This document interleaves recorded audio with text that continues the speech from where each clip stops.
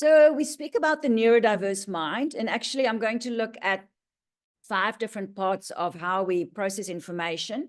And actually there's lots of different kinds of neurodiversity that falls under this particular umbrella. We're just going to focus specifically on the autistic mind today, and I'm hoping next time we will look at ADHD. So these are our different ways in how we process information, and I'm going to do it also with an example at the top there. So firstly, if we just look at these 5 bright colors here, these are just in terms of how brains work. So all of us have attention and focus when we step into an environment. So imagine you're stepping into a new environment, and the example I'm using is like stepping into a very busy restaurant. So you've arrived at this restaurant, and what you need to do is you need to go and find a table so you can order some food. You're hungry, and you now need to navigate this space that you've walked in. It's a restaurant you've never been at before.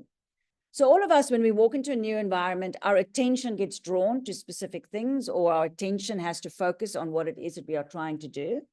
We take in lots of sensory information, and we take in sensory information through our 5 senses, as well as our internal senses like proprioception and your sense of balance and your sense of how you're feeling in yourself.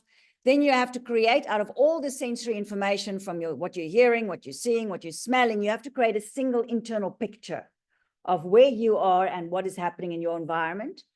Then you have to create a category. You have to label what is happening so you can sort of make sense of all of this information, have a picture, give it a label, and then we link it to previous contexts that we know about to be able to make sense of what is happening.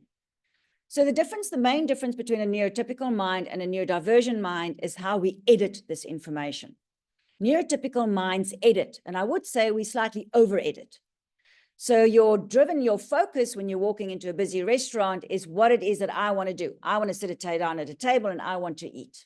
So there's very much a central top-down focus, and that's going to focus your attention. So your attention immediately will focus on what it is that I need. I need to figure out if this is a place where I order at the front, or do I go sit down and wait for a waiter? Do a waiter have to show me to the table? So these are all kinds of things that you're first going to focus on, and your attention will go there. What will happen with all of that sensory information that's coming in is you're just going to filter out anything that's not relevant. You're not going to notice what the tablecloths look like, or what smells are going on, or who else is in the restaurant, or that there's a dog over there, or all of that gets ignored because you're only trying to figure out where's that empty table. The picture that you create out of all this information is also heavily edited to just be functional in terms of what you're trying to get done. You're going to give out a name, you're going to have a category. Oh, I know what kind of restaurant that's in. I've been to restaurants like this before. And using your context and using your categorization, you're therefore going to make sense of a very complex scenarios. So this editing is very useful because it's very practical in terms of getting the job done.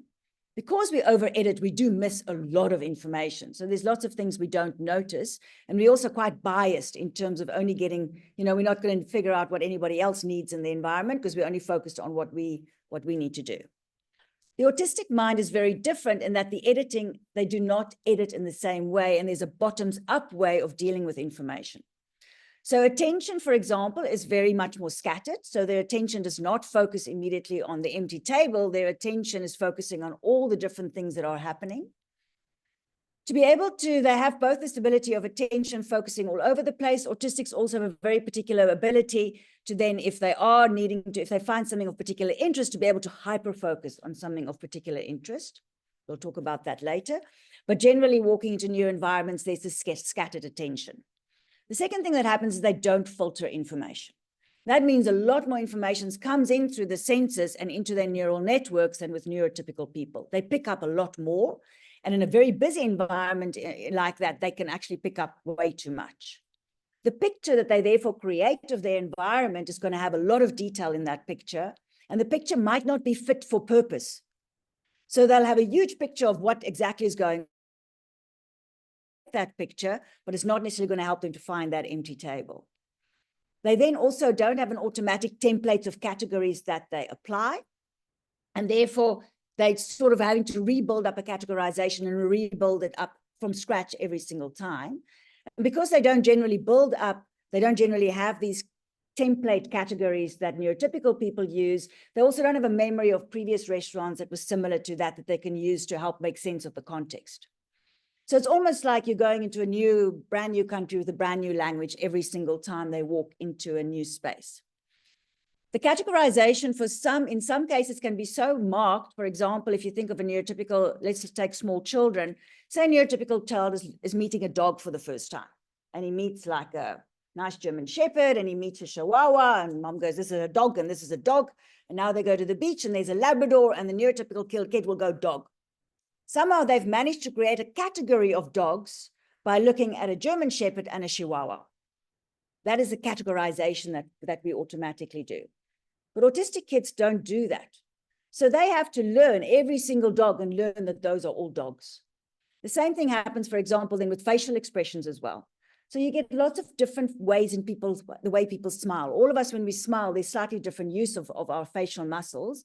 And also all smiles happen in slightly different scenarios. There's a lot of variety with smiles, but somehow a small child can identify everybody as smile, and smile means happy. And quite often we also miscategorize, but that's another story.